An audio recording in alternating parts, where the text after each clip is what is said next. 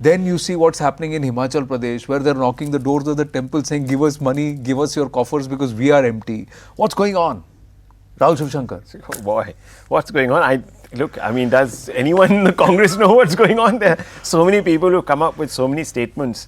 Look, but I whose leader is a Janayodhari Shiv Bhakt? Why is there umbrage over DK Shiv Kumar being a Shiv Bhakt? What you're seeing is a slight pushback against what, in common parlance is talked of as the Gandhi glass ceiling.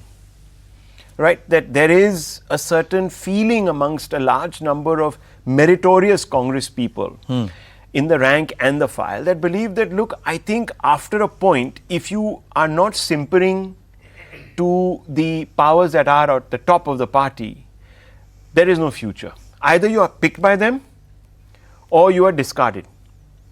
And where does that leave us? People who've given, in the case of Shashi Tharoor, he's a 4-time MP. I mean, you would be looking at someone like that. I mean, look at Mr. Modi, a parliamentarian got to become chief minister, then prime minister. There doesn't seem to be a path. I mean, even in Kerala, for example, will he be projected as a chief minister? He's not even part of the core think tank, despite being a former diplomat, very highly erudite, highly educated. So people are beginning to ask themselves, where are we in this? I mean, it's a common career crisis that all of us have. What are we doing with all this energy and effort that we put in? Where is it taking us? I think Mr. DK Shiv Kumar is also saying that, hi, you guys had this sort of talk about a rotational chief ministership. I've also brought something to this table. I brought a whole vote bank to this table, and suddenly I'm now out of the equation. What's going on? No, so I think it's very clear the Congress party has a talent retention problem. I think that is the nub of it, in the sense that Tharoor is a valuable asset to the Kerala unit and nationally as well. I mean, when he speaks, people listen to it. He has his own fan base.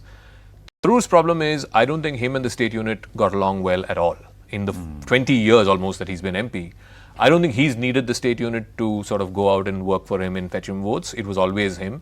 And he had a sort of, voter that was non-party aligned in that sense. So you would have, normally BJP voters would vote for him, or left voters would vote for him. Anyway, the UDF voters would vote for him. I think what's coming to the fore is, I think at some level, Mr. Tharoor has also realized that, look, it's going to be 20 years since he became MP. Yeah. Will the party give him a 5th term ticket? And even if it does, there's fatigue, right? At the end of the day, in politics, there is fatigue. Will he win for a 5th term from Thiruvananthapuram? So I think he's come to this conclusion that, look, this is it, now or never.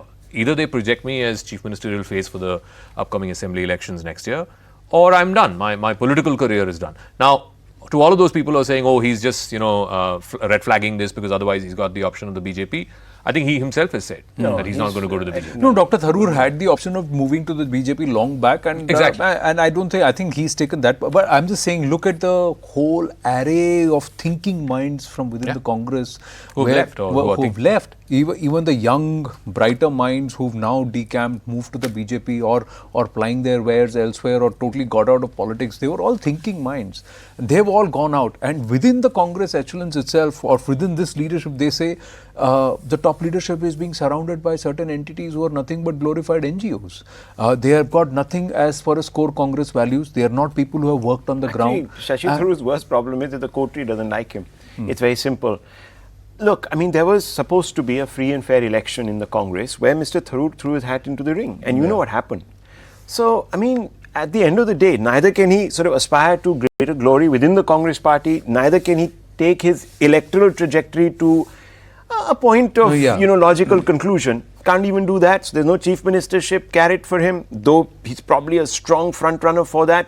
Enjoys wherewithal, intellectual wherewithal to perhaps even run a state. No, great mind, very articulate, and also very affable, very amenable person, and he's perhaps in the wrong place. And I don't know how many Trishankus like these are there within the Congress party. They're all stuck between a rock and a hard place, and they just don't know where to go. I think the larger issue is also, very quickly, the larger issue is also that, look, the BJP, for all its ills and all its whatever negatives there are, and a lot of people are saying, so many new people have come from other parties, joined the BJP, there's no ideological mooring, so on and so forth. But there are certain basics that you have to believe in if you're part of the BJP. Unfortunately, in the Congress, the glue was power. And the Congress has been out of power for it's going to be 15 years by the next Lok Sabha election cycle coming around.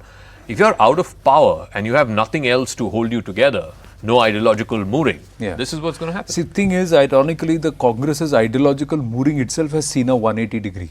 So from North Pole to South Pole, that's how the whole shift has happened, I and won't that's say why they don't perhaps have there's an confusion. ideological mooring. It represents a certain strand of thought, which is, in No, their but that words, itself has- liberalism, constitutional No, liberalism. it Now, does- how that is playing out on the ground, we are seeing. Yeah, does it really Yeah. represent Then, that? I don't know so what they that- articulate so and what yes, they exactly. That's So that's also a the practice- ideological moorings practice- have shifted. practice what you preach is the but problem. for the But- BJP so far, there are many who are worried about the Congressification of the Yeah, BJP. exactly. But what stands is that there are still certain core ideological moorings which you have to embrace if you have to sign the dotted line and embrace the BJP. That's there. Gents, always a pleasure speaking with you. We've run way over time. Hope you enjoy watching us. Keep